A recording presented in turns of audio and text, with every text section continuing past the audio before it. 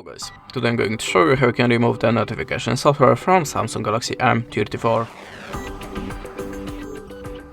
So if you see something like that in your notification bar, or you have spamming pop-ups when you're trying to visit any site, that means you have a notification software, and you can try to remove it by two ways: system settings and antivirus app. So now I'm gonna show you the first method. Open settings, then go to the apps, and now check all the apps on this list, and if you see something strange, the app that you have not installed by yourself, the app that you not recognize name, you have to tap on it and select the install button, configure it at OK. And now go back to the app list. In the second step, look for your web browser. In my case it's Google Chrome.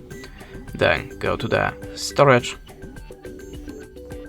and choose the manage storage. Tap on the clear all data and choose OK. After that, your web browser should be free from notification software. But if that way doesn't work for you, you can also try to download antivirus app, so go to the Play Store and look for the best antivirus app for you. I am always using Avast, so we can launch it now. Tap on the Get Started, skip and continue. Now tap on the Continue Free and just continue with ads. Tap on the green circle and tap on the OK to add a permission to the files by this switcher. Now go back.